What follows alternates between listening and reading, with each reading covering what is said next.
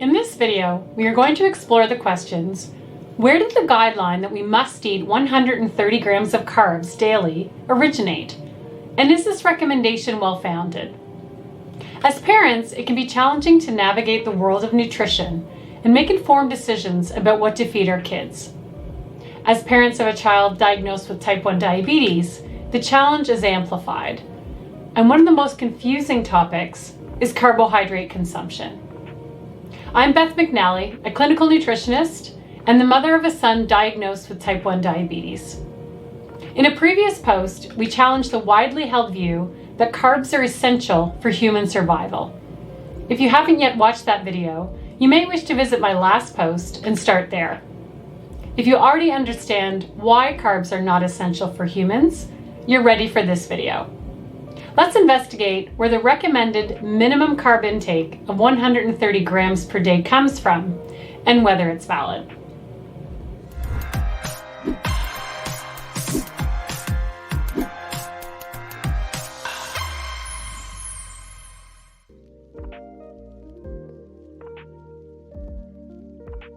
First, some context. In the 1930s and 40s, the American and Canadian governments began to develop dietary standards. Initially, these targeted food relief efforts during wartime and economic depression. In the decades following, government nutrition guidance evolved to address whether citizens were properly nourished, what info should be included on food labels, and how foods can be fortified to make the population healthier. These dietary standards eventually came to be called the Dietary Reference Intakes, DRI. And since 1998, the Institute of Medicine has issued 8 large DRI publications. These outline reference values for the nutrients we eat. Reference values for carbohydrate is covered in a volume originally published in 2002.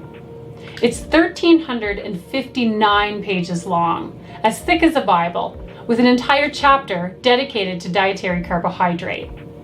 It was in this DRI document that the Institute of Medicine first set out a standard for daily carb consumption, and it recommended healthy people eat a minimum of 130 grams of carbs per day. It was this recommendation that advised medical and nutritional professionals that all people 1 year of age and older must consume a minimum of 130 grams of carbs per day. To explore the origin of this dietary standard, we are going to focus on 3 questions. Why did the Institute of Medicine recommend people consume a minimum of 130 grams of carbs per day? What evidence was considered for estimating the average requirement for carbohydrate? And finally, does this recommendation make sense? So let's dig in. The second line in the chapter on carbs states, the RDA for carbohydrate is 130 grams per day for adults and children, based on the average minimum amount of glucose utilized by the brain. This says healthy people are required to eat foods containing this many carbs daily to meet the brain's energy requirements. Question 2. What evidence was considered for estimating the average requirement for carbs? First, it's important to know that this DRI publication opens with a preface that notifies the reader that although all reference values are based on data, available data were often sparse or drawn from studies with significant limitations in addressing various questions confronted by the panel and subcommittees. Thus, although governed by scientific rationales, informed judgments were often required in setting reference values. Next, let's turn to a section in the DRI chapter on carbs about the evidence used specific to carbs. It states, long-term data in westernized populations, which could determine the minimal amount of carbohydrate compatible with metabolic requirements and for optimization of health, are not available. So we are told here by the panel that there is no data they can use to determine the minimal amount of carbs we should eat to meet the body's metabolic requirements and optimize health. The very next sentence states, therefore, it is provisionally suggested that an estimated average requirement for carbohydrate ingestion be based on an amount of digestible carbohydrate that would provide the brain with an adequate supply of glucose fuel without the requirement for additional glucose production from ingested protein or triacylglycerols. we see that the panel has narrowed its focus for carb consumption. They've related it to what they feel the brain requires. The dietary standard for carbs is based on a suggestion that the brain should be solely fueled by the carbohydrate one eats. Discounting the brain's ability to use glucose produced by the liver or other fuel sources derived from fat, the estimation for carbs centers on providing glucose for the brain. I will talk more about this in a minute. But I want to stick with our second question. How did they estimate the average amount of glucose the brain requires to function? The DRI document discusses multiple methods that can be used to determine glucose utilization by the brain. These study methods had limitations related to their accuracy, and indirect methods of measurement and indirect estimations were used, such as the correlation between the weight of the brain and the weight of the body in order to calculate brain glucose utilization. Based on these direct and indirect methods, the panel suggested that the estimated average requirement for total carb be set to 100 grams per day. The panel stated this amount should be sufficient to fuel the central nervous system solely through glucose coming from dietary carbohydrate. The panel then added an extra 30% onto this estimated average requirement for total carbs to account for variation in brain glucose utilization. So when you add 30% to the 100 gram estimated average requirement, you get 130 grams of carbohydrate, and that's how they came up with the 130. This became what is known as the recommended daily allowance, RDA, for all humans aged 1 year and above. Now let's move on to question 3.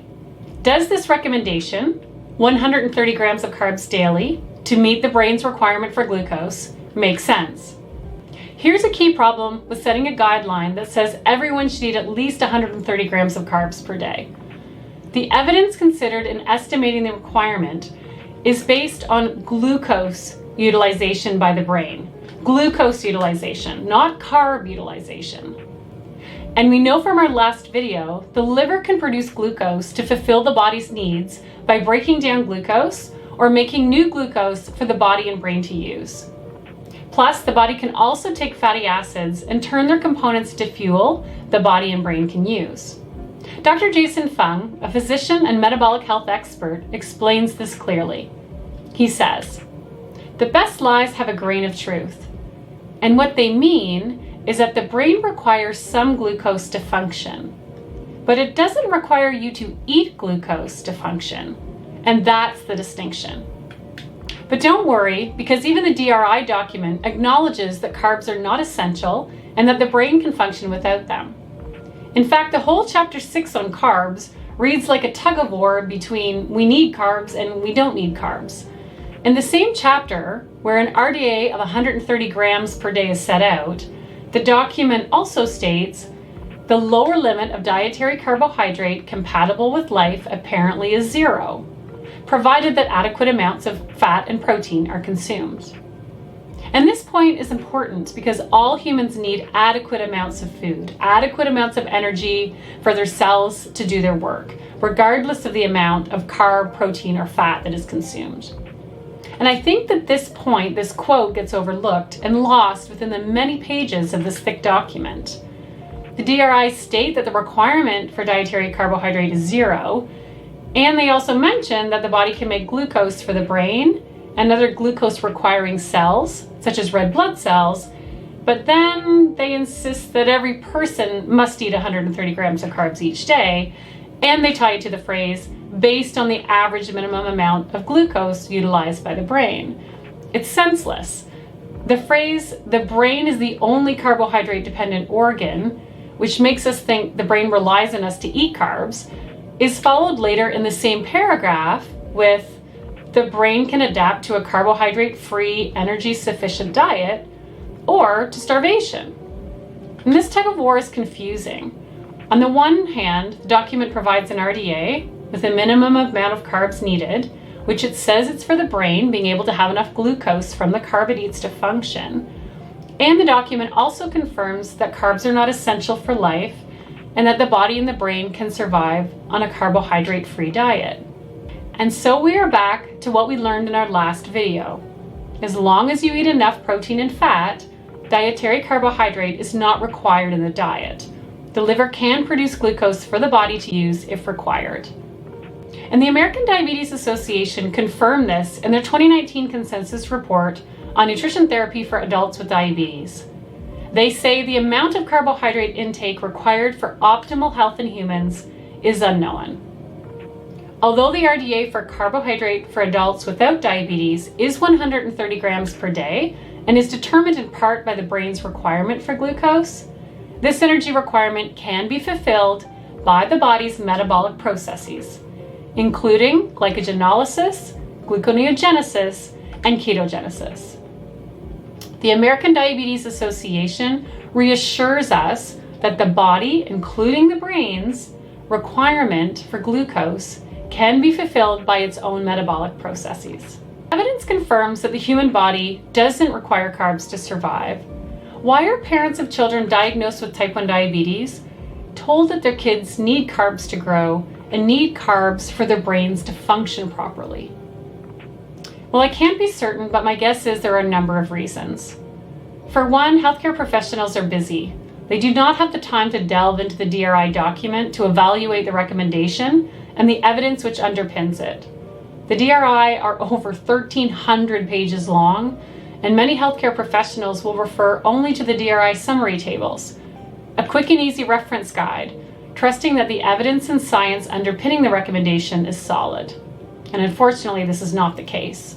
And the recommendations and phrasing that have come out of the DRI for carbohydrate ends up in our nutrition textbooks with statements that guide nutrition students and nutrition professionals to learn that a minimum of 130 grams of carbs are necessary for the brain to function.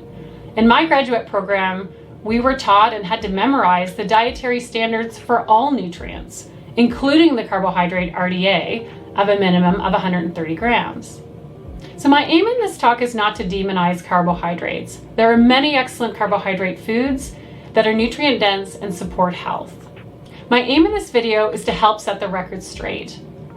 Despite what you may have been told or what may have been included in your education curriculum, carbohydrates are not essential for human survival and brain function. And we don't need to consume a minimum intake of carbohydrates daily, provided we are consuming enough food, enough energy.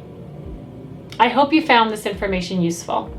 If you would like to watch a presentation by another healthcare professional who discusses type 1 diabetes and carbohydrate consumption, I encourage you to view a talk by pediatric endocrinologist Dr. Jake Kushner. Dr. Kushner also talks about the dietary reference intakes, and I've included the URL for his talk in my post.